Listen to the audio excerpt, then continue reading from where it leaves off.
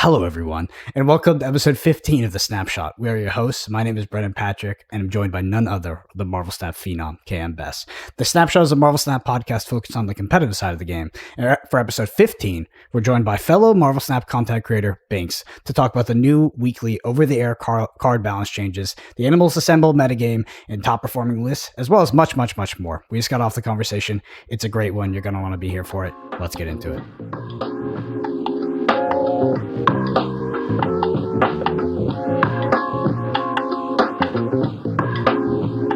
All right, Cam, talk to me about your week in Marvel Snap. Enjoyable. I mean, fresh off the best of the besties last week, I got to finally experiment with some decks that I think can really beat Shuri. Since they toned down Shuri, or I should say Red Skull and Sunspot, just a little bit, I think we are getting closer to the inflection point at which other decks can threaten the Red Skull lane, which gives me a lot of hope for the future. The deck that most recently was proving this point was Boomer's Bounce deck with Iron Man in it to threaten the Red Skull lane. Things like that might be the way to go now if you want to play something a little underrated. Make sure you have a plan to win the Red Skull lane, and you can probably pull it off. So I'm definitely happy about that. For sure. And this list, the Boomer list in particular, I'll make sure to flash it on YouTube. But can you give me like a general idea of the cards in that list? I just want to make sure our audio listeners get a better idea, because it was some feedback we got on the last pod was just like, if you can. Oh, okay. So it's a bounce deck, but instead of running America Chavez at the top end, and actually even instead of Hitmonkey, he entered this exact same list in a tournament just on Saturday with no Hitmonkey in the list at all, because it sort of detracts from the synergy that you are applying here. It's basically just a standard bounce deck, but with Darkhawk, Mystique, and Iron Man as your top end. There's a lot of playing Iron Man on turn 5 that happens in this list. It's sacrificing subtlety for power, but the upside is you are usually able to go pretty damn big in an Iron Man lane in a way that a Shuried Red Skull will not be able to match now. Definitely. What is your overall thoughts of Hitmonkey post-release? Where do you think it lies in terms of power level? And do you think specifically this card will be further unlocked once Kitty Pryde is reintroduced back into the game? I would say that Kitty Pryde does want to go with Hitmonkey, but it's harder to figure out than people think it is. I would also say that Hitmonkey itself is a great season pass card in the sense that it is a fun build around card that is not broken. It is just a nice little card that boosts some archetypes. The counters are very obvious: Wave, Sandman, Leech, and the ways to beat it if it ever gets too strong are always going to be there.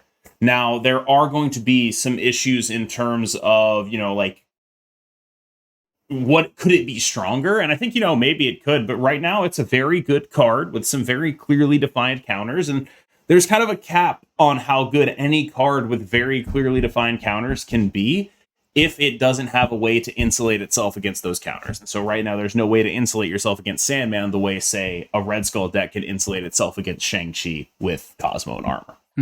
Awesome. Well, my week in Marvel Snap, I was playing a little bit as it came out. I was trying to get away from Shuri, actually pre-nerf. I played a bit of a deck list called Bass Oracle. Let's see if my overlay works here.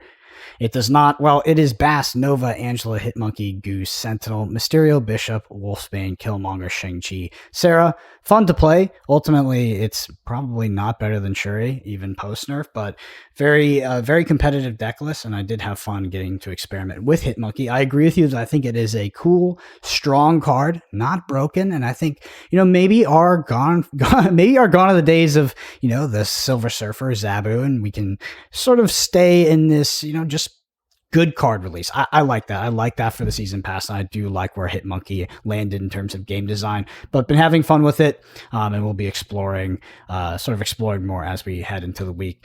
Anyway, Cam, no news and no bend and snap section this week, because it's all in the main topic with Bynx, and it's a great interview. So let's get into it. So today's guest is one of my personal favorite content creators, Bynx, who you can find him on YouTube and Twitch at Bynx Plays. And he is, I think, the thing that first attracted me to Bynx was that he paid the Voros twins to do a cameo where they called him the Bynxy and then made that his sub sound. I was like, oh man, this guy's such a better prepared streamer than I am. This guy's so cool. And so I started hanging out in his stream, and he's awesome. It's very fun to watch. So definitely check him out. I know he does duo streams on Twitch and YouTube simultaneously. He's got a little bot that puts the comments over there. So it's like one big comment section. And so I think that means he actually has like a larger reach in terms of any of his individual streams than basically anyone else on the platform. As far as I can tell, at least on Twitch, because the YouTube audience is very large. And I wanted to bring him on here, not just because he's the Bynxy, but because he's someone who does daily Marvel Snap content. And he does daily Marvel Snap content for a very, I guess, curated audience of people who are not super duper tryhards. He does curated Marvel Snap content for, I think your most famous video was I have not hit infinite and that's okay. And then your next most famous video is I hit infinite. So I think that the thing that really made me want to get you on this podcast, other than the fact that we're having an upcoming Snap battle, other than the fact that you're a cool dude, was I feel like you have one of the best mentalities for Marvel Snap of any of the content creators out there. And I guess that's kind of where I wanted to start, was as someone who is doing daily Marvel Snap content for an audience of people who just want to see you have fun. We see so many people out there talking about like, it's impossible to have fun right now. There's too much Shuri. There's too much whatever the boogeyman is. And I kind of just wanted to get your take on how you still manage to do that. Yeah, well, thanks for the intro. That was incredibly kind words, man. So what I've always thought with like card games, and how I've always had the most fun is to just try and do things a little bit different and try and do things my own way. Prior to Snap, the only other card game I'd really gotten into was Hearthstone. And I played specifically Wild Hearthstone, which kind of opens up and has all these different cards. And I was really inspired by a couple of different content creators in Wild Hearthstone, specifically Dane Hearth and Raffle. And what I really liked about them is that they wouldn't just be people who would find the best deck out there. They would use their creativity to create a deck that just kind of worked, had a cool and kind of like unique or novel concept. Were just like a lot of fun to play. And then, their streams were just trying to make it work. And they would put out videos and content just kind of showing off those decks. And that was something that I really liked. I feel like the creativity behind going on stream and creating a brand new deck every single day that's not been tested, and then just running that on the ladder for several hours and just kind of starting to slowly figure out exactly how things work, how to change up some pieces and make sure that the deck's operating as much as possible. That kind of like learning curve to it has always been something that helps the game feel fresh for me. Now, you mentioned like how do you continue having fun with Marvel Snap? I think that's a lot behind it because people will just keep playing these same like 2 or 3 decks that they play, and then they'll be facing these 2 or 3 decks that are kind of dominating the ladder and being the best ones out there. So then it becomes very samey for you. But, I can accept losses to Shuri Red Skull. When they hit the nuts, I don't think pretty much anything can beat them, right? So, yeah, I mean, I think that's it. It's just trying to keep things fresh, trying to be innovative myself and find new things on my side to change up enough to keep the game fresh. Mm-hmm. Is there like a specific deck that you've put together that you're really sad didn't take off? Because you've seen decks like succeed to various levels, right? Mm-hmm. I think you're probably patient zero for the resurgence of Darkhawk Dino, right?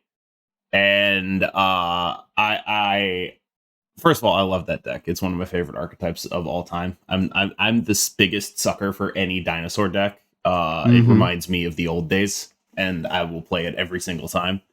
But I guess secondarily, like, are there any decks that you've built that you're like, I think this actually has juice, and just nobody ever picked it up?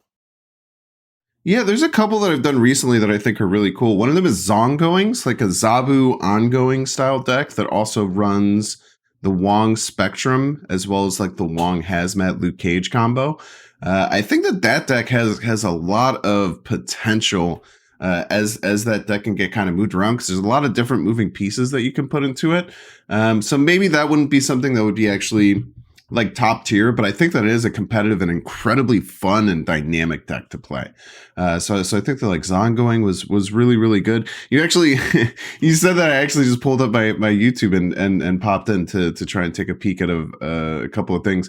I'm trying to get Heimdall I'm trying to get like a Heimdall resurgence. I've been trying that for a really long time. You've been a Heimdall truther for 6 months, right? It's like such a cool card, dude. You've been like, all right, you should everyone who's playing a ramp deck should just play Heimdall and scam people. And it's like, you know what? That probably works. Like as long as like it's something that's impossible for me to do because if I don't play bots, I play the same people. And so if once you pull off a scam one time, you can't pull off the scam again, right? And so like I am wholly unable to enjoy the joy of a Heimdall ramp deck, which I imagine would be incredibly fun because no one plays around it.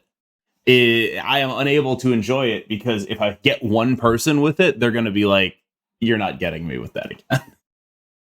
Yeah, and stuff like that. It's definitely not like a battle mode deck. So yeah. I think they do have a version of Heimdall. I call it Hog C. It's just called Heimdall Octopus Good Cards. It's basically a good cards deck.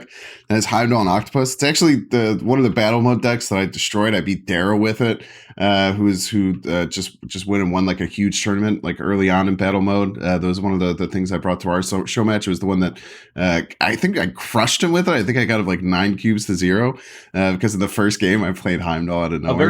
Very humble of you. I think I crushed him. I don't know. I'm pretty sure. He dusted me the other. He dusted me the other 2 games, but I'll always take that W to the house. But yeah, I mean, I think that's cool. I did a Sauron Surfer deck that was a ton of fun recently. I think like Shadow King might fit into Surfer. So like trying to like mix multiple archetypes is something that I've been really, really enjoying. I would say. Mm-hmm. For the record, I do actually think Shadow King does go into Surfer. I think it does now, right? I am unable to test this because I do not own Shadow King, and I do not plan on buying him because he's the only Series 4 card I have outstanding. So eventually I will open him. Thus, I will not know this until the RNG gods see fit to bless me with a Series 4 drop. Now, I do think it goes, for the record, just mild tangent. Yeah, I think it goes in Silver Surfer because one of the things that Silver Surfer always struggled with was, do we have enough tech and offense at the same time? And Silver Surfer was at its best when the tech was the offense, when it could run Cosmo and it could just sort of offensively use the tech and boost it with a Silver Surfer. Shadow King, much worse Shang-Chi, but maybe playable in the context of the current metagame, sure. Outside of that, I guess I want to see sort of as a weekly rotation is fast approaching, given their recent announcements for OTAs. What sort of plans do you have for when that kind of thing hits? Like, are you just going to be immediately in the lab, or are you just going to take it how it comes each week? Yeah, that's interesting. I definitely feel like every time one of those hits, I'll certainly try and at least highlight the newly buffed card. If it's something that I do think can have some build around potential, because I think that that's always something that's really fun. Whenever someone sees a buff, the first thing that they're thinking is, okay, how can I actually utilize this, and being able to provide that for people and, show my take on how to take that newly buffed card and use it. And sometimes even like when nerfs happen, like for instance, we had nerfs that hit both Silver Surfer and Zabu, and then Zabu.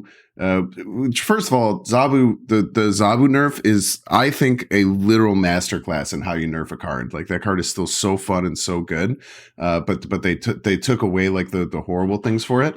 So that little tangent, but I just think I don't think I've ever seen a nerf in a card game better than the Zabu nerf. It was just perfectly elegant, and the card went from like crazy overpowered unfun to like very powerful and very fun, and people love playing with it now. But then Zabu got that new tech of being able to be played in Mr. Negative. So then like right after both those got nerfed, then I took both the nerf cards, put them into like a Surfer Negative deck.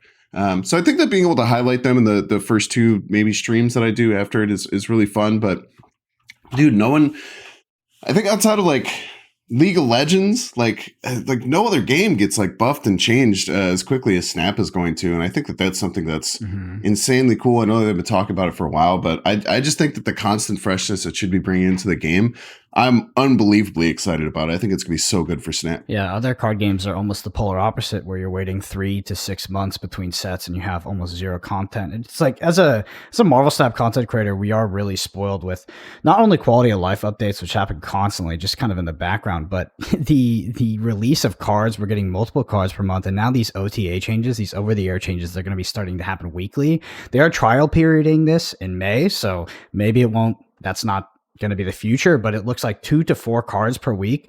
I mean, even if they are just a point here, point there on some cards that are underplayed, like that is so much to work with in terms of like re-engaging with the game, building new decks, and having fun.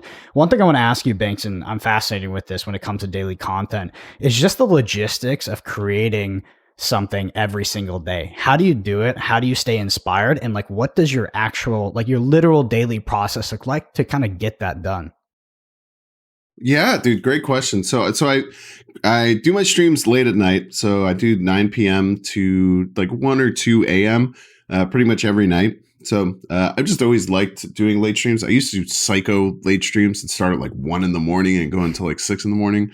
I was crazy back then. I was kind of like lining up with my girlfriend's sleep schedule because she was doing overnight nursing. But so now essentially I will try and create the next day's video at some point like during the day. So I just take the time. I'm at the point where I can like, edit a whole video within about 45 minutes. So, once you get your flow really, really well down, you can knock that out. I try and get a short prepared every single day to put out on YouTube as well. And then at some point during the day, I kind of like get my idea for what I want to do during the deck. It could be like a kind of like archetype that I haven't talked about in a while. It could be something like a card's been changed recently and I want to jump into it. Or it could just be like a random idea that I have. That can sometimes be an issue is thinking up of something every single day. It definitely becomes the hardest thing, but I feel like there's so many different cards in this game. And even if you change like 3 cards in the deck, you can find something that's very unique and it feels very different play style. So I just usually just try and find a different archetype. I've talked about on stream a couple times about usually how I build decks. It's like start with an idea or start with a single card that I want to highlight and then just kind of like branch off of it from there. Yeah, and then so I'll try and get my video created for the next day during the day. Sometimes that doesn't happen. I have to do it after my stream, which is a bit of a nightmare. And I have those videos release the next morning. But my content, it's very straightforward. I will be the one to kind of call it low effort to an extent because it's not. I don't do a lot of edits in between each individual game. I pretty much just have. If you open up a Bynx video, you know exactly what you're going to get. You're going to get about a 2 to 3 minute introduction talking about the deck and some of the deck choices. And then you're going to get about somewhere between like 8 to 10 different games through it. And then you're going to get my weird little outro where I scare you because it looks like it's a still frame, but then I'm actually alive. Do you have any days where you're just like, you're just not feeling it, right? Or maybe the juices aren't flowing, you don't know what to play. And then how do you kind of get past those? Because daily content, I'm sure, when there's a patch, when there's a release of like a new card that you like, it's easy. But there's got to be some days, I assume, throughout that process where it's like, like, what am I doing today? How do you sort of get past that, and what's your strategy to deal with sort of the off days? Yeah, that's a great question. I mean, being that this is kind of like my full-time gig now, because I wasn't ever planning on making this my full-time gig, or I was going to wait a long time, but I got laid off from my job in August, and then since then I've just kind of full switch to it. I do just kind of consider it a job, so I don't really have a choice of not being able to do it to an extent. So there's kind of like that overlooming pressure where even though if I'm not like 100% feeling it, I can kind of do that. So that's one part of it, is just kind of like being, I guess, quote unquote, forced to keep the content train rolling. But I don't know. I mean, for inspiration, sometimes like I pretty much take all of my ideas of my own. Occasionally, I'll just like jump into some other people's Marvel Snap streams to see what they're playing, maybe get some inspiration, different things like that. Sometimes I even just show up on stream and be like, hey, I have no idea what I'm going to do today. YouTube makes it a little bit hard because I do have to make a thumbnail for it before it actually goes out. So sometimes I'll just make like a super generic name, a super generic title. I'll jump on stream and then I'll just talk to my chat, be like, "Hey, someone convinced me to play something. Let's do it." So exposed as filthy net decker. yeah, I just go on Marvel. I just go on Marvel Snap Zone. I click most popular decks, and then I just scroll down. And I change one card. Yeah, it's easy. That's how I do it. You change one card, it's your deck. Everyone agrees with that. True. Like you change one card. Look, one card. That's like 9% of the deck. All right, it's like 8 point. I'm not doing the math. Percent of the deck. All right, it's you change 2 cards. That's like 16. Oh man, it's over. It's over if you change 2 cards. Yeah, it's mine now. I made this. Bynx, what was I took Sunspot out of Shuri and put Iceman in. Bro, I invented a whole new deck. Claps for Cam. Bynx, I wanted to ask, what was your history before Marvel Snap? And I did have a chance to sort of scroll through your YouTube and pre-Marvel Snap days. What was it like to blow up how you did in Marvel Snap? Dude, it's wild, man. So if people don't know, I was been putting out content for like 2 years prior to Marvel Snap. It was just a lot of variety stuff. I was playing some random roguelikes like Spelunky and Wizard of Legends, some Hades content. Then I was playing Pokemon Unite a lot for a while. I had a couple of Hearthstone videos out there. But as far as like streaming and putting out YouTube videos, like for streams, I would get, 4 people watching me would be like a good day. Like having 4 people watching the stream. And then for YouTube videos, if it gets over 10, I'm feeling pretty good. So, I jumped in to Marvel Snap right when it came out. I got it all set up to stream it because I really respect Ben Brode. I think that he's an awesome game designer, and I was super excited and intrigued, especially when Trump, who's a Hearthstone creator, came out and said he'd done some alpha testing, and it's like the best game he's ever played. So I was like through the moon, super hyped to get my hands on it. And I started pumping out content every single day for it. And I was one of the very first people to do that. So it was definitely kind of a situation where I put in the work right away from someone who'd already like kind of worked to understand being a content creator. So I just was able to from day one put a lot of effort behind it, and then it just kind of really quickly started to gain some momentum. And then I don't know, man, it was like a drug, dude. Once I started to get that momentum, I started to get more viewers. I started to get more things like that. I just like kept getting more and more excited to put my time into it. And there was definitely lulls during like beta where viewership was super down. Like there was like this big spike and then viewership was super down. So I wasn't taking it like as seriously, I would say. And then once global launch hit, like things just went into overdrive and like everything started like 10xing as far as like who was watching it and everything like that. So yeah, it was just really cool, man. I mean, I do want to start getting back more into variety. I have been trying to fit variety back into my stream as much as I can to try and play some, different additional things, stuff like that. But, being able to play Marvel Snap every single day, it's crazy. I still pinch myself every single day thinking that, between like Twitch and YouTube, I have like 1,300, 1,400 people on average watching me every single day. It's weird. Like it's something that I try not to take for granted at all because it's kind of like a dream come true in many ways. What was the goal of the YouTube channel back in the day when you did have that lower viewership? Was your sort of end state where you are right now? And did you believe that you would get to a point where you are having the viewership that you have now and that you were able to swap into a full-time gig with something like Marvel Snap? Like it sounds like you went through, like you said, a 2-year period of putting out content, putting out this variety content, and, where you are now is more than 100x. Did you believe that you were going to get here, and was getting here the goal? No, I absolutely did not think I was ever going to get here.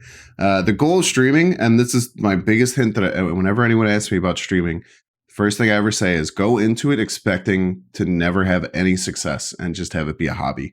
Because if you go into streaming because you see like some of your favorite streamers and you see all the chat interaction that they get and like all this like views and things like that they get, and that's your expectation of being a streamer, that's not what happens. Like almost everyone who starts streaming, they stream to just like a couple of people. If you put out YouTube videos, only a few people ever see it. Very few people actually even watch even like a big chunk of your videos, like maybe one or two will ever do it for any of your videos that go out. And that can be really discouraging. But for me, it was just a hobby. It's something that I started during quarantine because I was living by myself and I was really bored. I'd consumed a lot of streaming and YouTube content, especially gaming content, from people like Northern Lion and Dan Giesling, who are like two of my just absolute goated streamers and goated YouTube creators. And I was like, hey, I kind of want to try this. It seems like a lot of fun. It seems like something that would be a good social outlet for me to be able to stream. And, if there ever is anyone in chat, I could talk to them. And if not, I could just kind of talk to the camera. I could be away so that the only person I'm talking to is my dog and I'm not like slowly going crazy. It's wild. Humble beginnings. I want to circle back to the OTA changes, the ones that specifically happened, just to talk about the meta and talk about Animals Assemble, talk about the first week of the season here. So we did enter the Animals Assemble season with sort of same old, right? We had some nerfs hit, but Shuri did seem to really be the best deck.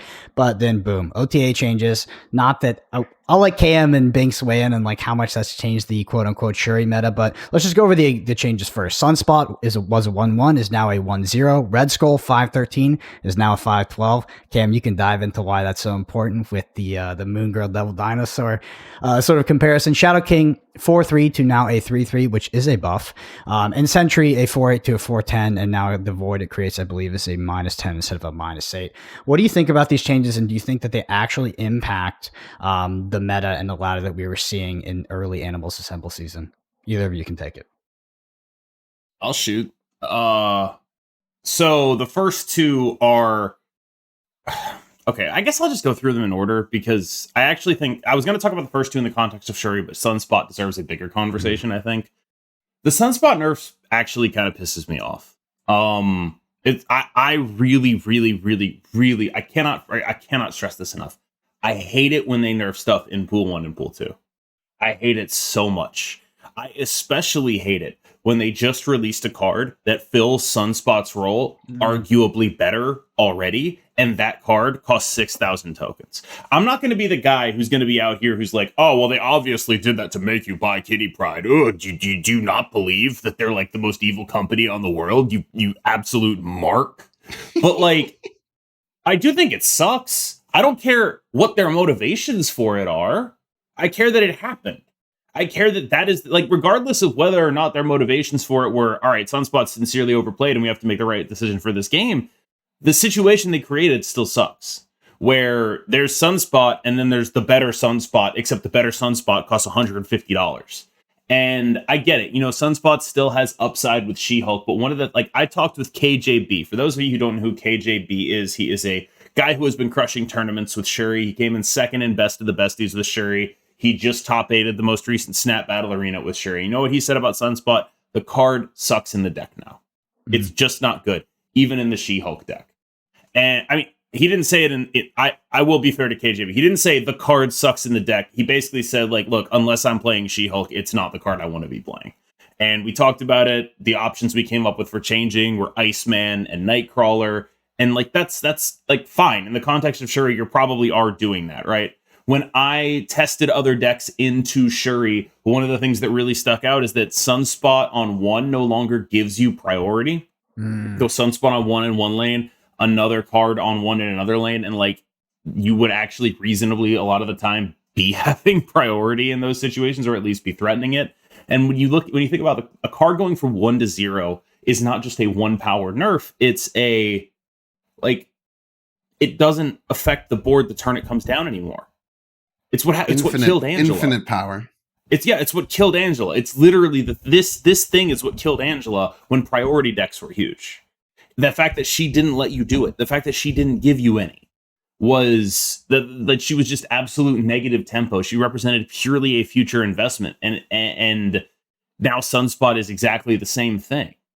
And so you have this awkward situation where like Kitty is probably better Sunspot, I don't know, 75% of the time.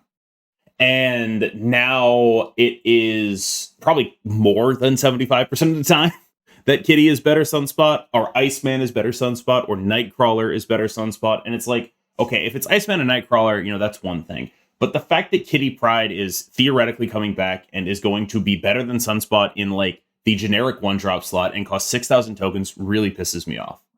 As far as the other nerfs, Red Skull, one of the things that I like to talk about a lot with Shuri is I feel like there's going to be an inflection point at which they can suddenly lose the Red Skull lane, right?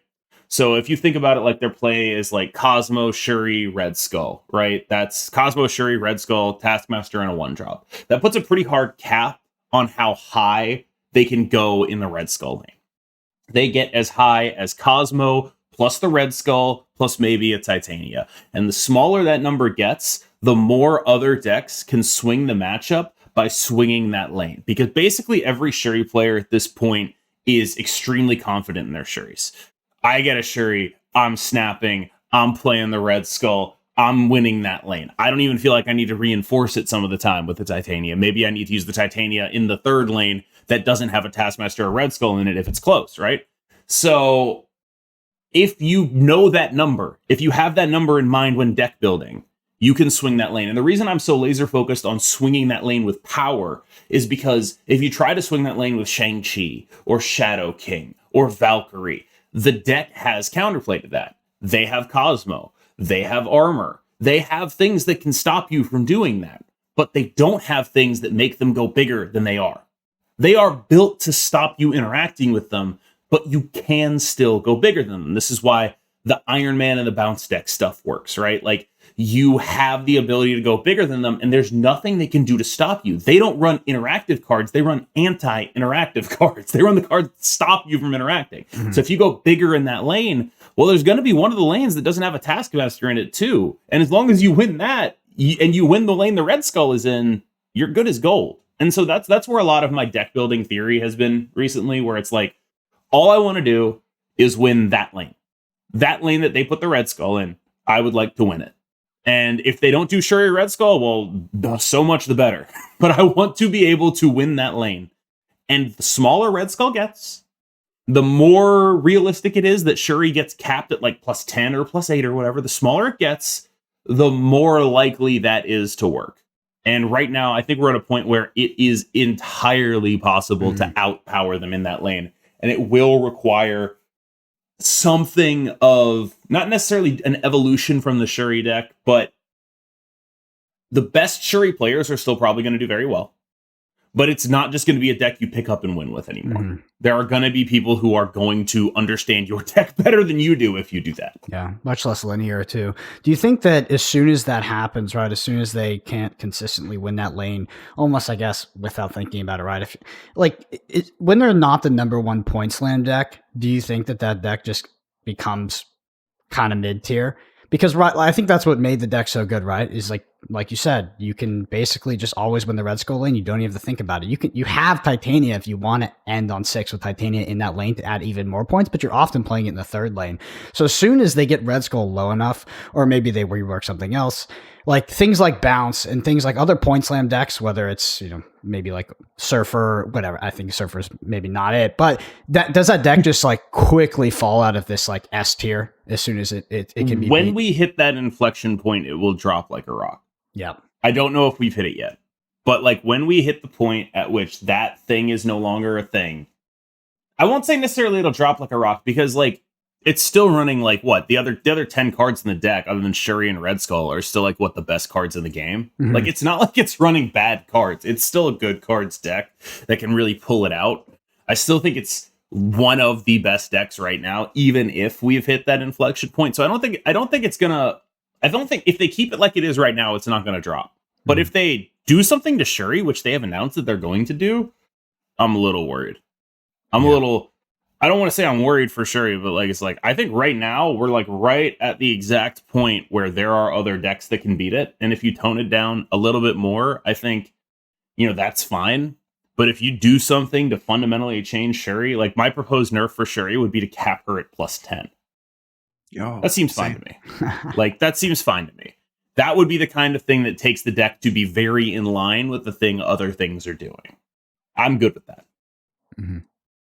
Bynx, your thoughts on the nerfs, and then if you also want to just expand to Shadow King and Sentry, if you've played at all with those, or if, like you said, Shadow King may be fitting into the Surfer deck now.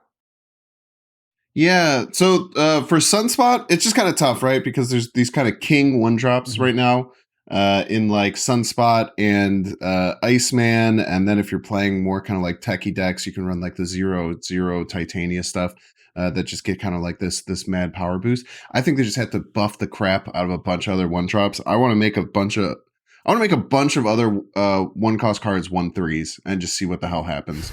I think that is something that they absolutely need to do, is just go crazy with trying to buff a bunch of other one drops, because it's just been very clear that as all these other one drops are at a 1/2 level, they're just not strong enough to ever see play. And I think that there's just tons and tons of different cards that if you just pump them up to a 1/3, maybe then they're a consideration. So I mean, you can keep skimming off the top and make 0/1/2 and cut Sunspot down a little bit and find all these different things, but then now we have this monster of Kitty Pryde, which is going to be really hard not to want as your one drop if you have the 6K tokens to spend on her once they fix her, right?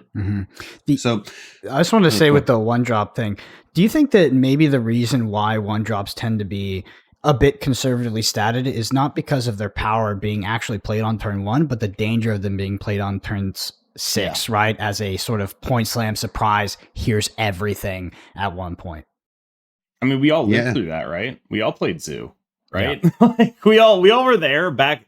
I don't know if people know this. This might be hard to believe, but like there used to be a whole time in Marvel Snap's meta where everyone was pretty convinced that every 6-drop sucked ass because it was just worse than playing a bunch of 1-drops on 6. Like every 6-drop was just like, why are we even bothering? We're playing Dr. Doom to put 5 points in each lane. What if I just put 10 points in each lane? What if I just put 15 points in each lane? Why do we care about this? Like that, there was a phase of Marvel Snap where that was the prevailing deck building strategy. And, a lot of that was because at the time Killmonger was in pool 3 and most players weren't. But there was a large portion of Marvel Snap deck building that was definitely based around that. I do want to jump over to Wild Wild West, man. Yeah. We're gonna forget them, and I don't want to forget them. Shadow King and Sentry. Sentry. I don't know if you're familiar with the player, the Human Spider, who was one of the people pushing me to like super high ranks early on by like chasing me. A guy I once played him, I swear to God, like 20 times in a row. Shout out to matchmaking, big fan of that. But he has been messing around with Sentry, and I'll tell you this, he says it's like kind of legit good now. I don't really know how to feel about that, but I do think that like the upside of Sentry into Viper is so much higher than it was. Like it used to be 16 points if you give them the -8, but now it's like 20 points. Like those are that's like a really significant number change. Like the fact that he's a 410 now, like people have been messing around with this Ocean Mud Atuma Destroyer thing, right? And you know who kind of fits there now in that Atuma slot is probably Sentry. I'm interested to see what happens with that. Like, I kind of think that it makes a ton of sense to be playing stuff like Viper in maybe a Destroyer deck. I think it makes a ton of sense to be playing Sentry in your deck that sometimes zeroes the Sentry and sometimes donates the 10 power, the negative 10 power void. Like, I haven't fully figured it out. I also think that like, there's cool stuff to be done with Zabu. Zabu discounting Sentry is like that. Like honestly, playing a 410 is kind of ridiculous. Like it's a kind of ridiculous thing to do.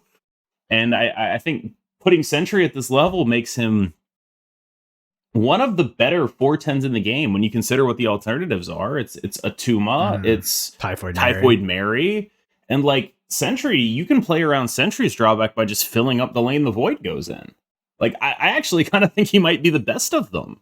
So I do think I'm excited to explore what Sentry could be. I'm sort of holding off until like I'll be honest, until other people like really start to flesh it out, because I have never claimed to be a deck building innovator. That's not my bag. My bag is taking an archetype and trying to make it adapt to a metagame, right? That's the thing that I do.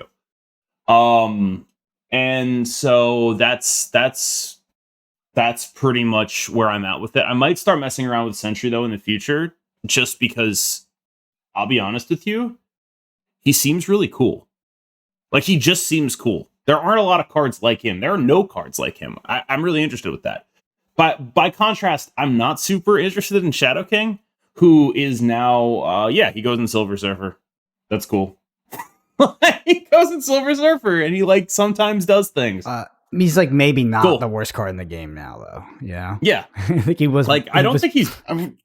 Dude, upping something by a whole energy is crazy in this game. Like, you get 21 energy a game.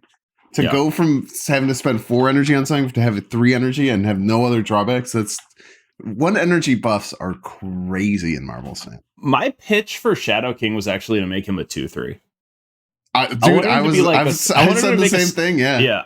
I wanted him to be like an alt Scarlet Witch that you would include as a tech option in Sarah, depending on the metagame. That's what I think he should be. As is, the 3 gives him some fun little upside with Surfer, which, by the way, I have maintained for basically since he got nerfed that I think Silver Surfer is still kind of a good deck. It's just a point slam deck, right? And it can't out point slam Shuri.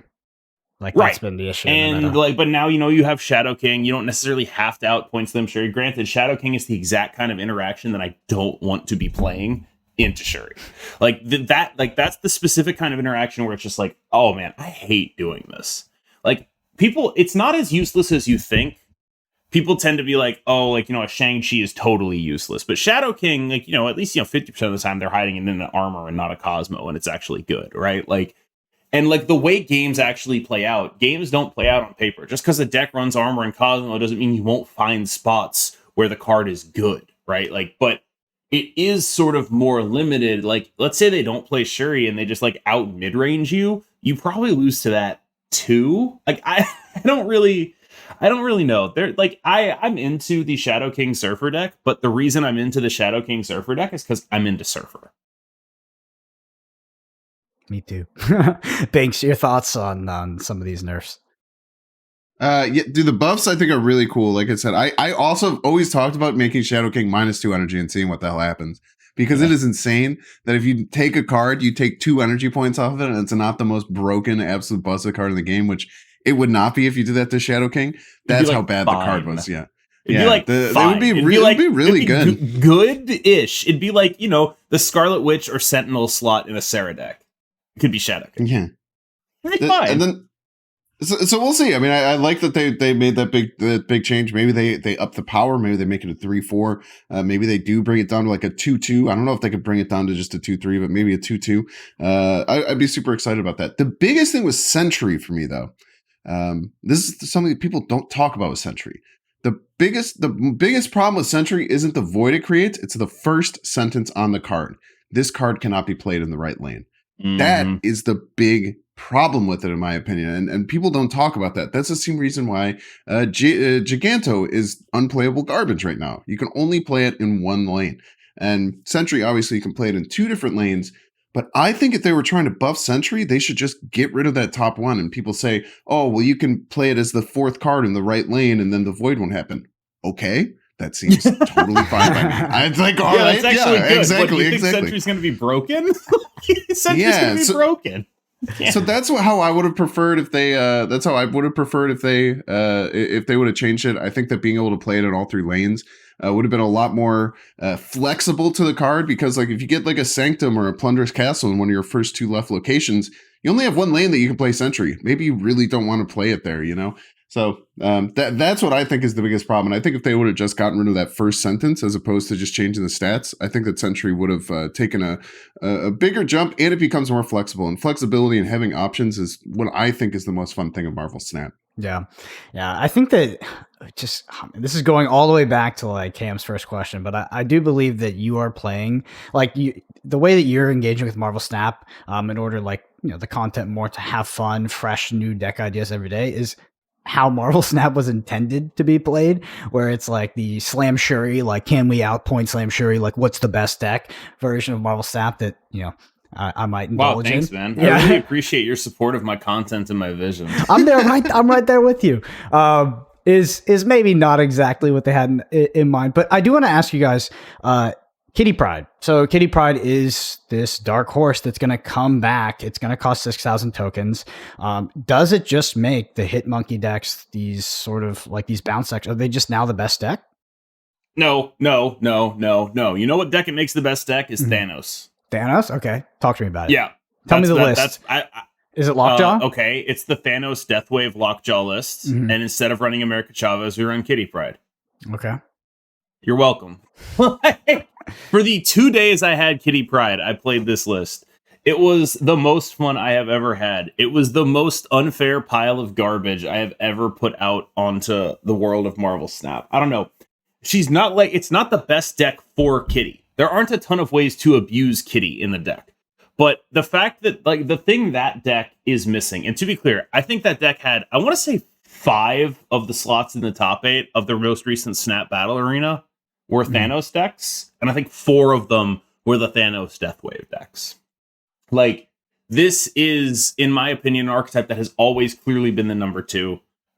In the Shuri meta, it was the number 1 before, of course. Now, one of the things that I feel like it lacks is the ability to play reasonable games of Marvel Snap when it doesn't get out ahead. Thanos is a deck that sort of tells the opponent what the quality of its own hand is. Like, if you see them play a Power Stone on turn 1 and then pass on turn 2, you're like, okay, they're screwed. Like, they have nothing. And then, maybe they top like the Lockjaw, who knows? But, like, they are dunzo. If they're because if they had the Lockjaw, they would have saved the Power Stone for the Lockjaw. In theory, they should have. Who knows? But, like, things like that, where it's just like, oh, you don't have anything to do for a while, do you? And if you have Kitty Pryde, A, you are doing something, and B, you turn off that read. If you're doing Kitty Pryde, they have no way of knowing if you have more than one stone. Let's say you do Kitty and a stone on turn 2. They have no way of knowing if you have the Lockjaw. They have no way of getting any kind of read on what you're doing. I remember I talked to KJB about it, and he was like, yeah, I ended up against Johnson, and I basically just did that strategy of just like, I'm going to snap when I think your hand is bad, and just bullied him out of the game, because the Thanos deck, the Deathwave deck, has some really clunky and awful hands. You're about 75% to get one of the stones that draws a card if you're running Chavez in the deck. It's actually lower if you're not, I think. And you are like, when you run Kitty, you get up to about 83 if you assume Kitty is a good draw on 1. And like that is massive. Just reducing the amount of non-games where you can get bullied out by a smart player is such a big deal. I am an enormous Kitty Pryde truther. I don't necessarily, I actually find it harder to envision her going in the Angela Bishop decks, if only because I don't know how that is supposed to look with her. Where your curve is, let's say you have a hand of Kitty Pryde Angela Bishop. What are you doing? Do you do Angela Kitty Pryde on 3? Do you do Bishop Kitty Pryde on 4? Is that even good? Like, I don't know. And so, like, there's this sort of awkward thing with her where it's like, obviously if she costs 0, it wouldn't be that awkward. If you beast her, it's awesome. I do think she goes in that deck for sure. But, like, the place where I feel like she gives a deck the biggest edge in terms of being the best deck in the metagame, oh man, that's Thanos. And that's to say nothing of the fact that, like, she is effectively your Sunspot, which is one of the 1-drops you would play, but you can't play because Killmonger exists, except she can't be Killmonger because you just pick her up. Mm-hmm. Like, there's just so much with her in that deck. Oh, you pulled her off of Lockjaw? Well, just take her out of Lockjaw, and then you have another roll at the Lockjaw. Like, oh, you pulled her out of Lockjaw, and you want to use her to roll the Lockjaw? Go nuts, roll her in the Lockjaw. Like, she does so much. Like, I'll be honest, the last 2 weeks have been awful without her. Because it's like, what, I'm trying to optimize this deck that I know I'm going to play with Kitty Pryde as soon as it comes out. Yeah. I'm trying to, like, optimize this deck for the return of, as soon as this card returns, I'm going to have to, like, change every single thing about it and every single thing about how I think about this. You open a Pandora's box. My point is, bring her back to me, second dinner. You took my I talked about this, I think, with Jeff Hoagland. And he was like, yeah, I think she might have been the single most fun card they've ever released, and then they took her away. It's just like, It makes me so sad. She's so fun. She is such a blast. I hope the compensation is they give her to everyone for free. Like, straight up. I want that to be the compensation. I don't think it makes any sense as compensation, because the compensation ideally would go to the people who were affected, right? Like people who would have bought her. But I don't Everyone care that gets it for sense. free. If you spend 6K tokens on her, you get the 6K tokens back. Yes. I actually think that they're going to do that. Really? I legitimately think. I think there's precedent from Nexus events, which was a big catastrophic failure, and people were very, very upset about it. And then they just pulled the Giga Chad move of just giving all of them all the money that you spent on all the money that you spent on Nexus events back. You get to keep everything, and everyone gets Jane Foster for free. I think they're going to do the same thing. They should. I think that because they need a good PR move like that after like people are frustrated with it. I think that they pulled the alt. I think they pulled their alt, dude. And everyone has roasted me for saying that, but I really honestly believe that's what they'll do. I don't know if I believe it's what they'll do. I do know it's what I want them to do. I also know that if they want people to enjoy the game more, giving them kitty pride is such an easy way to get them to do that. Because holy shit, she is so fun to play. Like, if you want people to enjoy playing your game, Kitty Pryde should be in pool 1. Like, you should be playing with that card throughout the entire game experience. She's so fun. She just do. People love taking game actions and feeling like they're in control, and she lets you do that to such a degree. She has such awesome synergies. I mean, you can see it, right? Like, the change in my demeanor when we talk about stuff and then we talk about Kitty Pryde. Like, I want her back so badly. Bynx, do you have any lists that you're looking at with Kitty Pryde that are maybe not Thanos that you're excited for? Yeah, I think that just like the bounce list with Hitmonkey, like you said, I think that she'll fit really well into that. I think also maybe she just goes into some kind of cool Sarah type Hitmonkey list that maybe don't focus as much on the bounce archetype. I'm super excited for her. I mean, just like Cam Best said, she's the best card probably to have with Lockjaw because you can pull her out. Like, that's kind of why people were even just forcing Nightcrawler into a lot of Lockjaw lists for a while, because Nightcrawler was a great card where if it came out and it's like a low roll, then you just move it out of the way and then you still have space. And that's really how you want to utilize Lockjaw, is just to lower the amount of chances where you get those low rolls where you get like two power cards and then maybe like a 6 power card out of Lockjaw. You're like, well, why was this my whole game plan if they're just going to win this lane anyway, right? Mm-hmm. So having that option of being able to almost search your deck for Kitty Pryde, which is a cool enabler. I also think that she's going to bring Bishop into the game a lot more, just like Hitmonkey has done recently, where a lot of people are playing Bishop a lot more on all these Hitmonkey lists. I think that just, she might just be like a 2-card package with just throwing Bishop and Kitty Pryde into a deck that has like a slightly lower curve, just because now that you have this option of playing Kitty Pryde every single turn, Bishop gets over that level. Because I feel like Bishop is always like, if you're at a level where you can get the Bishop up to like a 3, like Maximus level on average when you're playing him out on like turn 3 or turn 4, it's just a really good card to have in the deck, because it's one of those cards kind of like Thor where they have to respect that it's going to get bigger. Like when you play out a Thor on turn 3, the opponent has to play around you having Mjolnir, whether you draw it or not. And it's almost like not even just the fact that you'll get that Mjolnir later, but the fact that the opponent has to always be playing around it is probably playing a little bit suboptimally. Bishop does something really similar. Do they just play Doom on the last turn, or do they play 4 cards out of their hand and I have to worry about this Bishop, wildly swinging on how high it goes? So I definitely think that she'll bring Bishop into the game, and I think Bishop is a very fun card to play. So I think that that's really good. I think I'm going to test her in a lot of different, just kind of like Sarah lists. I'll probably play Thanos. I haven't played Thanos in 2 months. I hadn't touched the card since like for 2 whole months, because I'm a content creator and those videos never do good on YouTube. And I pulled her out for the first time on Friday. Or I pulled Thanos out for the first time on Friday. And God damn, that deck is so fun to play, dude. Thanos is awesome. You draw cards, dude. Yeah, drawing cards is sick. It's like, it gets lost in the fact that it's a meta deck, but it's like one of the most fun cards in the game. I was like, had this big smile on playing Thanos. I was like, is this why everyone freaking likes this deck, dude? This deck is so much fun. I'll play her in a Thanos deck too. I'll play her in like just some random Lockjaw decks and stuff like that. I totally agree. I mean, I didn't get to play with her as much. I think I only played really 1 deck and 1 stream with her. But new mechanics, good. New mechanics, good. More new mechanics, more new ways to play the game. It keeps everyone's mind just like fresh and like excited about the game, which is what everyone wants. Yeah, love it. Cam, I do want to ask your thoughts. I don't want to beat a dead horse because we talk about it every freaking season now, but the season came out, and what was your climb like? Who did you play against? And do you have any thoughts about it? Do you think it should be fixed? The bots. I cannot tell you what a fucking detriment it is to my content that I play bots. Only bots, almost only bots. It's like 95%. It sucks so bad. Mm-hmm. Just I be actually worse. Saw a streamer who streams in my time slot who had their title as no bots, and I got so fucking depressed I canceled my stream. Like, it sucks. It sincerely fucking sucks.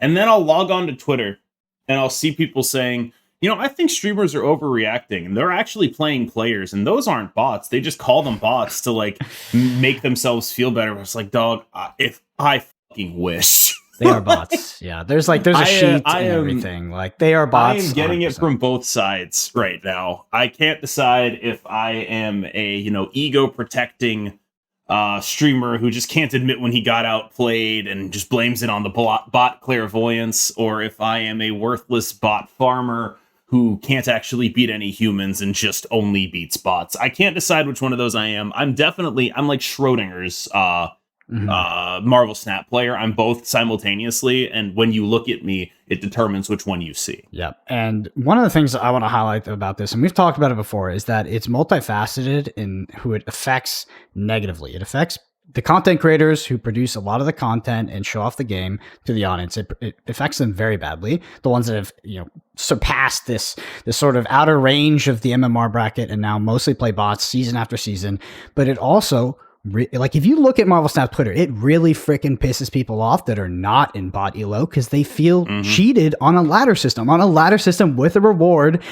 I'll tell you, I don't play bots. Like, I played a infinite. I get the 105 infinite, 107, and then I just hang out. I play fun decks or whatever. I played this every season, but every single season I open my Twitter on the first day and it's day one infinite, day one infinite, day one infinite, day one infinite, this list, that list, this list. And like you're like, two humans. and you're like, dude, it really doesn't make me angry that some people don't, because I think that it sucks a lot more to play bots than it does to not. But I know from looking at my Twitter feed that there are people that are incensed that they have a hard climb and they perceive other people as having an easier climb. Like, they're right. Like, it's not a perception. It is an easier climb. It's bullshit. Yeah. But here's this is the fucking frustrating thing, because I've been where those people are, right? Mm-hmm. But like, this, not for bot reasons, but like back in the Wakanda season. Yep. I don't know if y'all remember this. I remember watching in the Wakanda season. I was in a matchmaking bracket with me and like 5 other super high ranked players, and I had to climb to infinite against only those 5 high ranked players. That was it. That was all I played against. Meanwhile, I was watching other people who would tell you they were worse players than me rush to infinite because they weren't in that situation. And I can tell you, it fucking made me so angry. Like, it made me so mad that I had to play, most of the same guys I play now. Mm-hmm. But they're like, I only had to play them. Yep. That's it. I was only playing them. I had to go super positive against the 5 best players on my server. That's how I had to get to infinite. That's season. What it looks like. And once you get to 80, 90, it's like you don't play like this large group of players, and it's like, it's just kind of like a zero sum, and it's hard to get to infinite. It's like you play this, like, usually sometimes they're already infinite, but you play like the same 5 to 10 players, and it's not that it's not fun. I guess it's just really it's draining. Yeah, it doesn't feel rewarding. It's draining. You're just doing the same thing over and over. It's draining in the idea that other people experience different things on a ladder. Like, I think a ladder is supposed to be inherently as fair, equal. Like somewhat fair. Yeah, it's supposed to be. We're supposed to be the same experience. What is the point of these ranks if they don't mean anything? They don't mean anything. If I'm ranked 70, why am I playing a different ranked 70 bracket than you? Yeah. Why am I not playing you? Like, oh my God. And that is to say nothing of like the sort of detrimental effect it's had on my gameplay. I'm sure I'm worse than I was just from being stuck in this place where it's impossible to practice my skills outside of a battle mode. Yeah. And like Conquest can't sound soon enough, man. I'm taking it for both sides, right? Where it's like, on the one hand, people are like, oh, you don't listen to Cam Best, he just farms bots. And it's like, you know, I actually set up a group of high level players so that I didn't just farm bots, right? Like, I have a bunch of people in my Discord that I play against, and those are the people that you see in my videos. If you see those people in my videos, these are people who are top 8ing tournaments. These are people who are winning tournaments. These are people who are, by most metrics, by any possible metric, really, the best Marvel stat players on the fucking planet right now. And those are the people that I'm playing against whenever I record a video. But the fact that I have to do a workaround like that is infuriating to me, because the point of ladder should be that I get to play against the best players by getting up the ladder. And instead I have to just be like, oh, well, yeah, can you join my Discord so we can do some battle modes? And it's like, I shouldn't have to do that. Yeah. I'd love to meet the person that looks at this system and goes, yep, that's it. That's correct. Bynx, do you think that this system is broken? After I said that comment, do you think the system is broken, and how would you fix it? I mean, I know Conquest is coming. Can you say you feel like the system is great, please? I actually do, but it's not for the right reasons. It's just because I meme enough and I play a bunch of different decks so that my MMR is at a point where I always play humans, and there are always people who are like around my skill level. So like, I mean, it's obviously like it's very skewed, I think, on the top and the bottom end, right? If you destroy your MMR too low, you pretty much just get all the easy bots. If you destroy your MMR too high, you pretty much get all the clairvoyant cheating bots, right?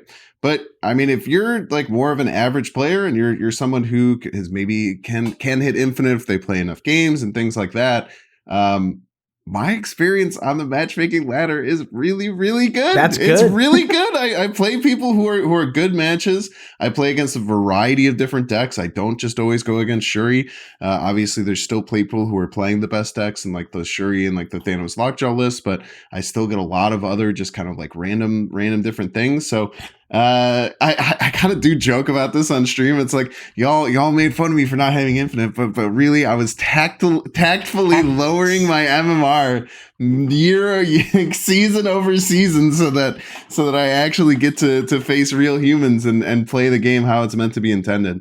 I mean, I think that there's some significant change. I think the bot problem people will always hate. There has to be some level of a limiter for how many bots that you face at a given point. And then I really do think that just about any infinite player will agree, once you hit infinite, you should not be facing any bots whatsoever, especially when there's a leaderboard. Because if there's a leaderboard and people can figure out the best times to farm bots and things like that, then you put it all out the window, right? What's the point of like having this leaderboard if the people who are going to get the highest are the ones who tactfully farm bots? Like, what's the point of that? And it does just suck. I mean, the other big thing that I see on Twitter is people who talk about their infinite climb and talk about how they just retreat for 1 cube against every single human, and then they get 8 cubes against bots whenever they face them. Are you serious?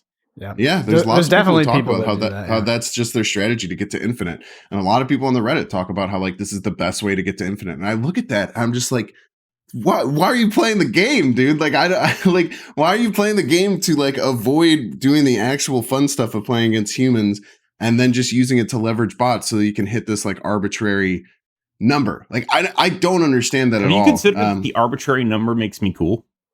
Yeah, maybe, I guess. Have you considered this? It has 3 digits in it instead of 2, so that's pretty. My arbitrary sweet. Number is larger than yours, and that makes me a better person than you. That makes me a bigger number, better person, dude. Yeah. But yeah, I mean, I think that matchmaking, I think that the bots are the biggest issue. I don't ever have to deal with like these top brackets like KM Best has to deal with, so I don't really have an opinion on that. But I do know that like anytime I face a bot, like I literally am not even focusing on the game. I'm just looking at chat because I'm just like, okay, like there's no reason that I'm here other than to just try and get through this game.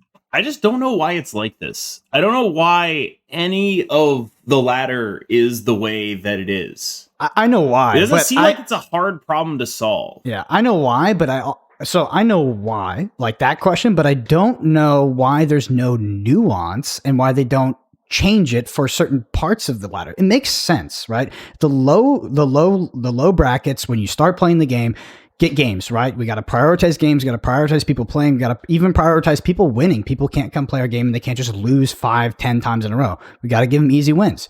But like this system just fundamentally breaks as you get higher in ranks, and especially as you get to infinite. It's like, why would we apply the theory of rank 1 Marvel Snap to rank 100 Marvel Snap? It doesn't work. It's terrible. And like I think that's our main issue, is we've taken this very simplified idea of like how to create like a dopaminergic like ladder system where someone engages, wins enough, plays enough easy games, plays enough people, sees that there's depth to the game, but then stays playing. But now we've taken that and we've put it at the highest ranks with these people that are far outside of this like normal behavior pattern. And like I'm like, come on, like we're months into the global release. Like, let's add some change to like at least infinite 70 plus, like whatever it is. It's bizarre. Brendan, you just said the best word I've ever heard in my entire life. The dopamine one? Yes, Dopaminergic. I didn't even know that was a word. That was the best word. I made it up. It's not a real word. It's not a word. It's a real word. It's a real word. That is a okay. real word. I'm putting it into my damn... I was like, damn, I'd never heard that word before, but I can tell from context what it means. Yeah. Snaps for that word, dude. I'm going to use that word all the time. Almost took a cam word. I almost had it percolate. That would have been a chef's kiss. Yeah, he makes fun of me for like knowing words that it's are a great going on word. the SAT or whatever. It's a great but word. Then he just makes words up. I see a double standard here. Do you guys think that there's... Oh, sorry. Do you guys think there's statistics that they look at where the fact that they're bringing down the queue time so crazy low, which is what they do? I mean, I don't know about you guys, but queuing for longer than 2 seconds is super rare. Do you think they look at the statistics of that and how much it keeps people bringing back and continue to hit that queue button as a reason to do these bots? Because I think that at its core, it has to be something about what they're looking at, because they are backed by like a mobile game publisher. They're one of the very first like true mobile first card games, which is something that a lot of the communities had a hard time getting over with, the different price points and how they have cards and stuff like that. And I think that they have to look at things from a mobile game lens, which is just, the longer that you get people staying on your thing, the more likely you are going to get whales. Whales is how you make money, right? Yep. So do you think that there's something in the statistics behind having these bots to force these crazy low queue times, which, they see the top 0.1% of people who play the game are having a bad experience, but they're clearly addicted enough so that they're hitting infinite all the time, so it's fine? It's the foundational thesis for the game. Almost, I think without question, it's the foundational thesis, right? When they thought about creating Marvel Snap, they thought about differentiating themselves from other card games.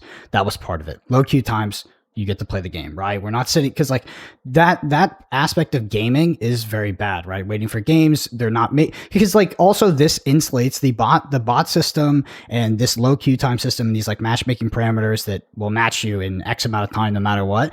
They also get them away from a problem that could have happened on release, which didn't, which is like if the player base is low. If you've ever played a dead game that had online matchmaking, it's the worst experience you've ever played. The game will die. You cannot play. And these games perpetuate themselves with their audience. And the bigger it gets, the more matchmaking there is, the faster it is, the better. But also inversely, if it goes the other way, the game will just sort of exponentially die. So I think it's the foundational thesis for sure.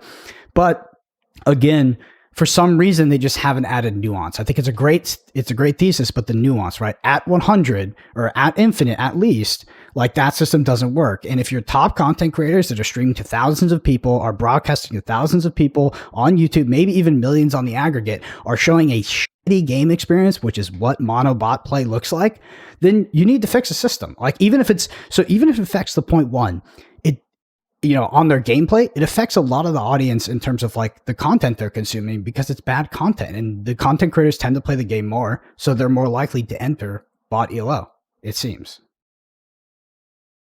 Okay. Yep, that's pretty much it. I think that I can't express what a detriment it is, because like while I did go out and set up this group of testing players, and they are fantastic players, I have to be so on when I play them. On ladder, I have cubes to spare. In a battle mode, I don't. And I have to be so on. I make one mistake, I lose the battle mode, and I can't show that the deck actually does what I want it to do, right? And I obviously don't want these people fucking throwing games against me for content, because that's the whole point, is that they're good players that I beat, right? Or that I am competitive with, or whatever it is. the point is to show, here's how this deck can attack this matchup, right? That's sort of where my content has gone recently, right? Mhm. And if you can't, like, the amount of on I have to be in a battle mode is like 5 times as mentally draining as it is to just play ladder. If I were to just be able to play ladder, I'd be thinking, but I could, pick a couple games that demonstrate the thesis that I'm trying to get across here. I could say, here's a good game where you can see the power of, Ultron or whatever it is I'm playing, I can do that. And ladder is just so much more, like, for someone who does a 4-hour stream, the fact that my ladder doesn't work is a huge burden on me, basically, because I am forced to choose between trying really hard and ignoring my chat or just playing robots. And these are not choices I should be having to make, basically. And battle mode is also a curated experience that has you're able to curate that experience because you have an audience and because you have people to play with. But like people that are in body load that don't have that, they don't play Marvel Snap. They play like some bot tutorial simulation. There are a couple guys, Revis, Elite Exhasa, who the Code Deco guys, where the Code Deco guys stopped streaming Marvel Snap, presumably because of this. Like, this shit sucks. Like it, and so like you have, they're like, these are guys who are like, you're just, I'm like rank 200 or whatever, rank 400 or whatever, and it's just like, well, when's the last time you played a human? It's never. And the same is true for me. And like, these are guys who don't necessarily have the ability to go recruit players for battle modes the way I do. And so like, it's probably worse. Like if you're trying to be an the good thing about being an up and coming content creator is you get to be like, and hitting bot elos, you get to be like, I'm the #1 player in North America.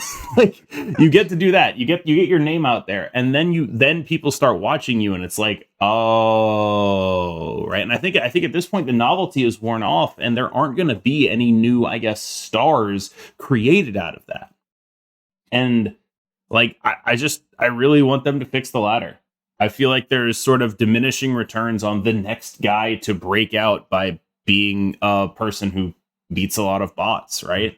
And once they add the update in, if they don't change the bot system, you actually can't tank your MMR per what they said. It's like you won't be able to do what you do now, which is you can lose some games and maybe get out of body low. It's rumored.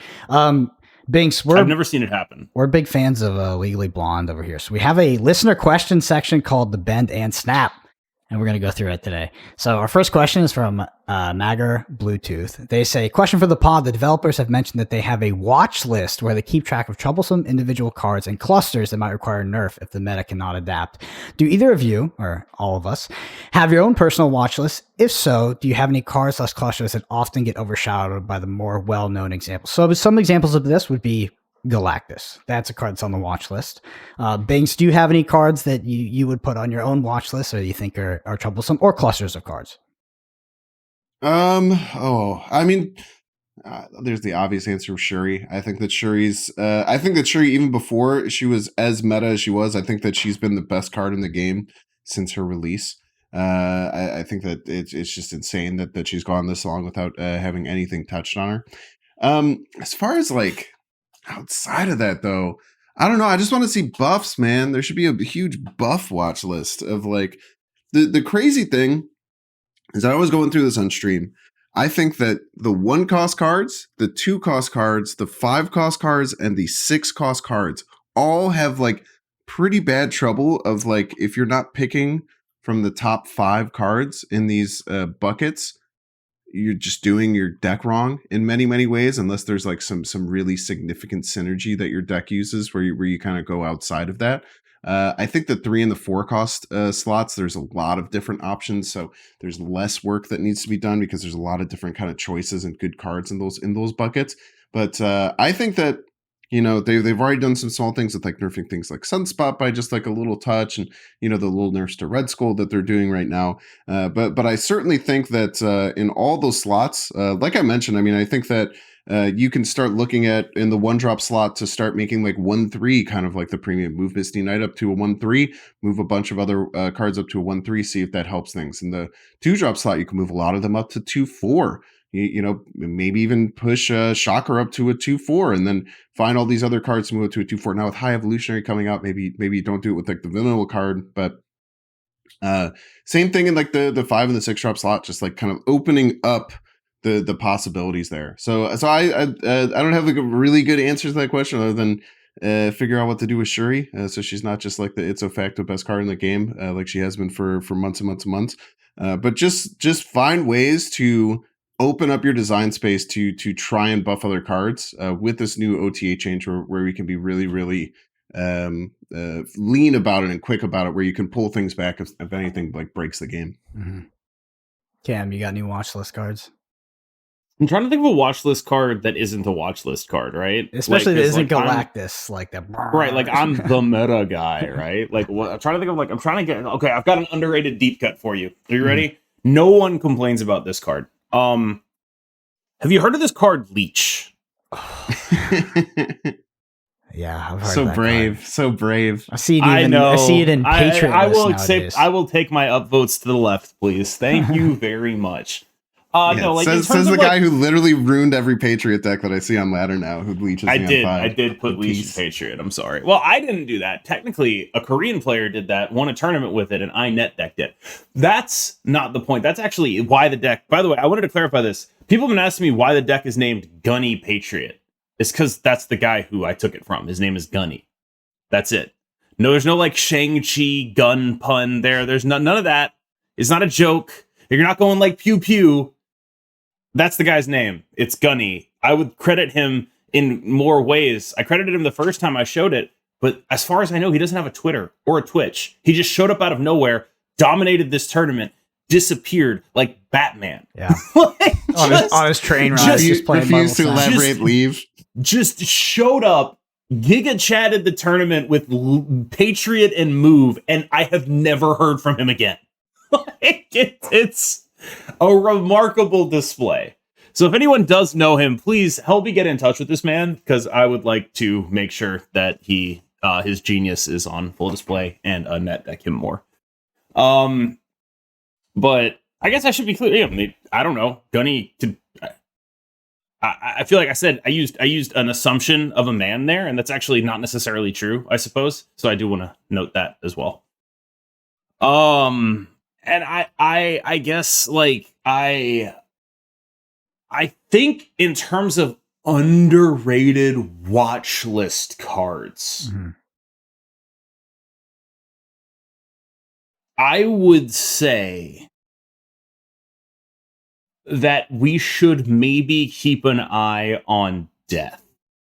Okay. I think that is the kind of card that will recurringly be like the third or fourth most problematic card in your format. And that's not, that's not bad. But like I'm choosing an underrated one here, so I'm going away from like the normal complaints that I make: Armor, Cosmo, Killmonger, Galactus, like the normal things that I talk about when I'm like, these are the cards I would watch lists. But I think Death and Wave at some point might need to be touched. I do not know, especially with the Sandman buff, if they feel as though Wave is a thing that should be happening, because Wave to me right now, for the most part, is Sandman plus, right? Yeah, Sandman. Like one of the cool things you could do with Kitty Pryde in that Thanos deck was go Wave on 4, bouncing Kitty, Odin on 5, bouncing Kitty, and then like a 6-drop and a Kitty. And it's like you just one-sided Sandman them. You one-sided Sandman them, and your Sunspot bounces around the board and goes wherever you need it to go. And it's like that's that is something there that is like, oh man, that's not fun to deal with. that is a super, super annoying game plan that is, as far as I can tell, very hard to deal with. Mm-hmm. Yeah. Well, for me, I don't. Is Cosmo on their watch list? I just want to highlight. I was reading through some like a dev blog or question and answer thing. They did. You saw the Glenn quote, right, where he was like, "Cosmo's not as high up there as Armor." Yeah, and then they also said there was cards that were coming to actually target Cosmo specifically that have already been developed, and it's cool. In 6 months, I can pay $150 for them. That's one way to put It's it. gonna be so dope. But yeah, Galactus is a pretty, obviously it's on my watch list, but Galactus is one of those decks. I think that as soon as it becomes the best deck, they nerf it into the ground. Like that thing is, I don't know. It's very asymmetric fun for sure. The next question here is from RDU, the next and last question. And they say, do you think doing smaller targeted nerfs to Shuri is the solution? Taking 1 point of Red Skull, which was done before this comment was made, making Taskmaster assist costs, making 0 a 2 power. And I'm assuming that they're implying by that is the way to go versus doing something like where it's going to rework Shuri. Do you like those like 1 point here, 1 point there to supporting cards rather than, maybe re-nerfing the archetype defining card? Is that the RDU who's like the It's not. Hearthstone guy? No, different RDU. It's not the Hearthstone I was like, what the heck? What the hell? Yeah, I mean, I don't know. I have a heart. Oh, sorry, good. I was going to say, just like how if you play KM Best on ladder, it ain't me. Fake KM Best. I think that the touches. I think that they do need to rework Shuri, and it's actually funny, KM Best. You have the exact. I think we actually talked about this before when we were casting that one tournament, that we had the exact same change to Shuri, where you make it +5 as the +10 as the max. I think that would be just like the best way to nerf her. I think if you do that, I think it does bring the Red Skull interaction now down. Maybe you can even move back to like a 13 power, like you was. I don't know, because like at 12, like the comparison I always use for Red Skull is Dino, right? Mm-hmm. So when you think of like, you have this dependent 4 into large 5. So like Dino Moon Girl is the comp, right? So you have Moon Girl on 5, Moon Girl on 4, Dino on 5 is usually like 19 to 21 power. You have that being dependent on the cards in your hand, right?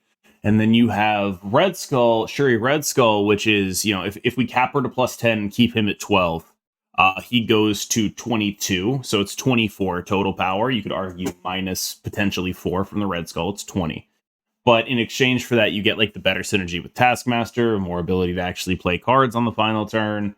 I think it would still be likely reasonable at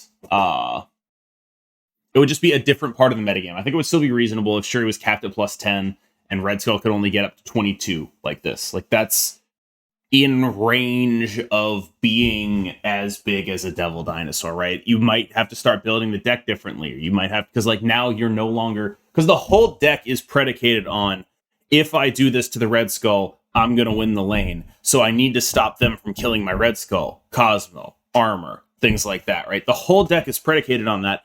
If that becomes less true, the deck will have to change, right? That's not to say that, like, it 100% will, but like right now, the fact that you are able to just do like, Cosmo and armor, like you look at a Devil Dinosaur deck, you can run Cosmo. You're probably not fitting armor in there though. Mm-hmm. And like that's because you have more ability to sort of move around with it, right? You're doing like a Dino plus a Dino. You're doing like a Dino and 2 Mystiques. You're doing things that are other than, I am going to make one big guy and you cannot interact with my big guy. You are doing things other than that in your average Dino deck. And that is, I think, the thing that makes Shuri so odious. But that is predicated on Red Skull being big enough to make it work. And if we make it Red Skull not big enough to make it work, then suddenly the roll head on keyboard, you can interact with my stuff, finally goes away. Mm-hmm. Yeah, I mean, Bynx, do you think, I think that, I don't know. I would say that for changes, I do like the 1 point here, 1 point there, because it is a bit more dynamic in how it affects the meta, right? If you just change Shuri, it's like, okay, it affects like literally just Shuri and maybe just that top list. Like maybe it switches around to try to adjust to the rework. But when they do a point here, do a point there, like there is potential for cards that are buffed this way to maybe support an archetype to now create, slot into a new deck, right? And give you more options. So I think as deck builders, it gives us more options when they tweak, little points here, little points there. And I think that's, I really enjoy that system rather than just being like, okay, we're going to strip the text off this card. Okay, we're going to make Leech do nothing, right? Leech emotes for you when you play it or something like that. I do like the points here and there. The only other problem with that though is that if we take these little 1 and 2 point powers off of these cards that are complementary cards to Shuri, right? Mhm. Like if we just keep nuking Taskmaster so you just can't run him in any other Shuri deck and then that card gets so weird, like Red Skull. If you just keep like knocking 1 point off Red Skull until Red Skull cannot really be run in like any other deck, then eventually just like Red Skull just goes away. If you make Taskmaster cost 6, like because of the problem with the Shuri deck, Taskmaster kind of goes away in just about every other deck, right? You know, so like I think that there's some level of balance. I think that with a card like Shuri that has just been this problem card and just clearly, like I said, I mean, some people don't agree, and plenty of people I'm sure don't agree. I think Shuri has been the best card in the game since she's been released. People are just like slowly have found out exactly how to extract her main power. I think if we just like ping down a bunch of other random cards just because the Shuri deck is really good, I think that's actually in the overall more limiting to the game than just bringing Shuri's power level in line where, you know, if you use all these other cards, then she's still like a tier 1 or tier 2 deck, but isn't like on that precipice of tier 0. And she was tier 0, I feel like, for a while. Now she's probably more on that precipice after they've pinged down Red Skull a couple of times. I think that it's more damaging to the game and more damaging to these other cards. I mean, you saw it with like Quinjet, right? Like Quinjet is very rarely run now. Like it's even getting cut even more from like certain like dinosaur lists and stuff like that because they made that change. And it's cut from like the bounce list now because they made that change specifically for Thanos. So I don't know. It's a proper balance that you have to have. I think that if they can be okay with, I think they have to be okay with reverting changes is a big thing with Second Dinner. It has to do, I think, is like reverting changes has to be okay with them because they've never really reverted any changes. I guess there's probably been a couple maybe so far in like the history that they've reverted, but usually they just don't really revert changes after they make them. I think that if they are going to do that thing where they just kind of like pick down a couple of different cards, then they have to be okay with reverting those when those cards are no longer a problem. Yeah, that's a good point. Yeah, so like they need to like think about the card. Like cards are powerful in contexts. They get nerfed in context too. And if that context changes, they need to be able to make those cards better again. I think that's a great way of putting it. For sure. So KM, Bynx, do you all have anything you want to close out with before I sort of go ahead, sir? All right, this is where we play the John Cena music.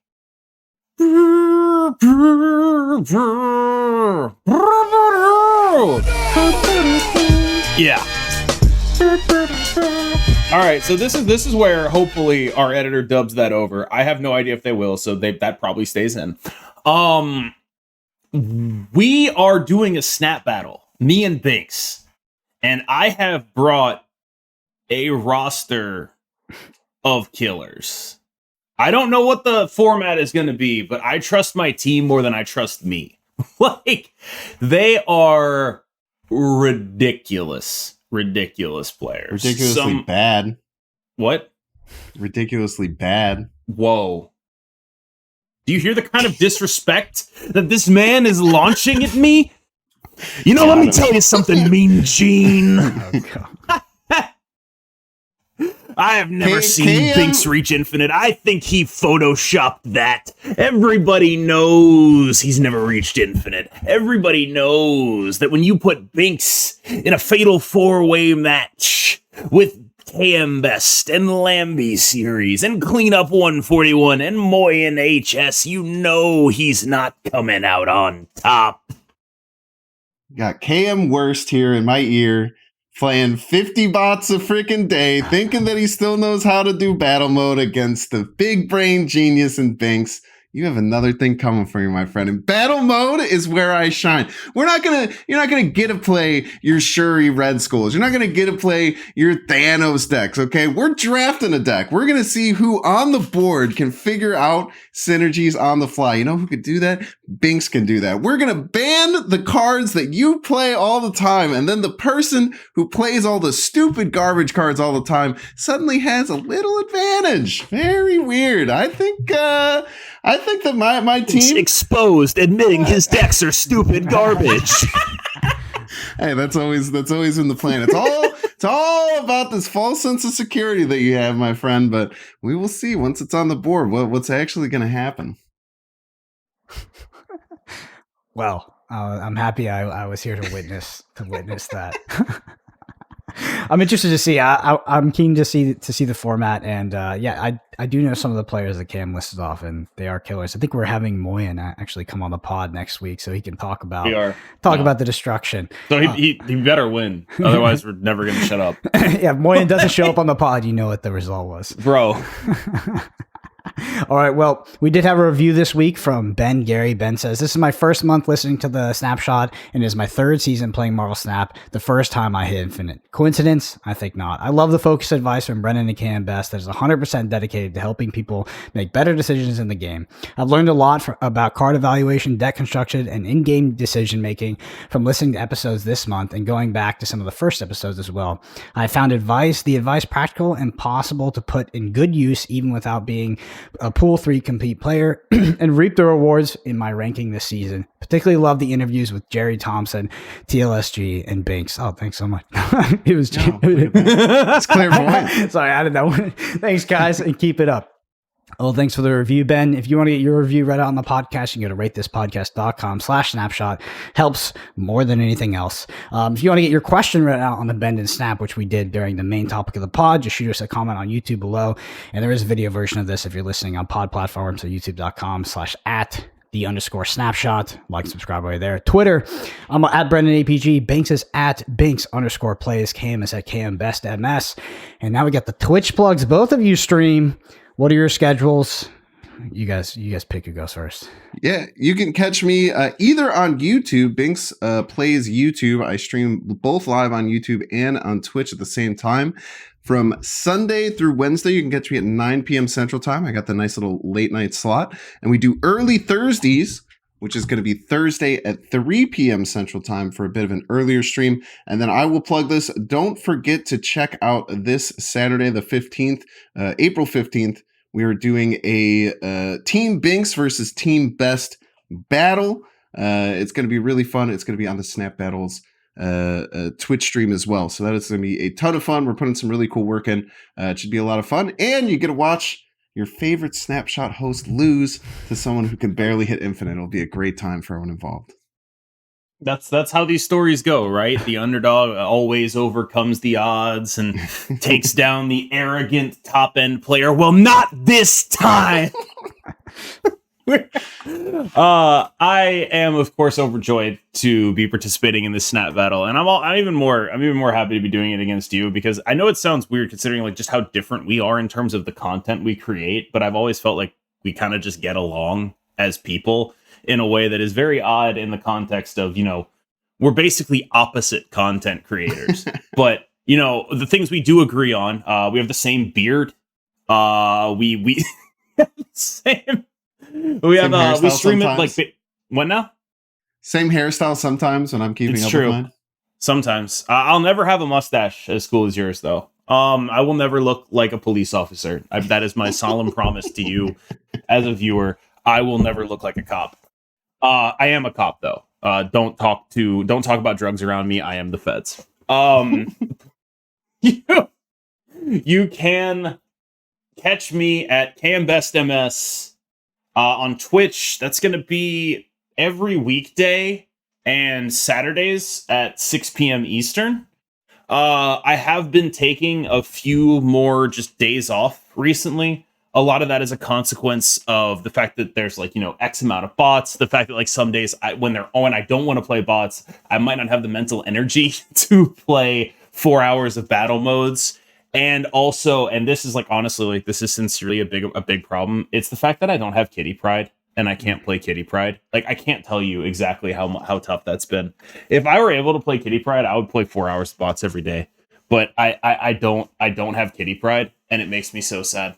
But I will be doing some more focused content, some more battle modes moving forward. Maybe even play a couple Sentry decks. I do have a Sentry deck I want to test, and so Bynx, you say you're like the garbage cards expert. Are you prepared to beat a Sentry deck? Are you prepared to handle a Sentry deck? Are you prepared for me to whip out the Shadow King on you? I don't know if you're prepared for that, but just play Cosmo right on 5 forehead. Intriguing. All right. So that is where you can catch me. I will be live, should be every day this week, Monday through Saturday, with the possible exception of Saturday, depending on if they let me stream my side of the Snap Battle. If my computer explodes when I try to stream my side of the Snap Battle, entirely possible that happens. Entirely possible that means you'll want to be catching me on the Snap Battle stream instead. Awesome. Well, Bynx, thanks so much for coming on the podcast. Really enjoyed the conversation. Another long one. I love this. I love how we just get lost in the convo and it just flows. But yeah, it was great talking to you. And it was great for me to meet you for the first time. Stand-up guy. Bynx, I'm so sorry. I'm so sorry. Bynx is like, dude, this was incredible, man. I love talking about this game, dude. I will sit down and hang out and talk with you guys about this game for 2 hours anytime. And thank you both for being awesome hosts, Brendan. You could tell that you've been doing this podcasting thing for a long time, Brendan. You're an incredible podcast host, dude. Thanks so much for having me on and all the keeping us railed in and all the really great questions, man. Yeah, appreciate you. And thanks everybody for listening. We will see you next week.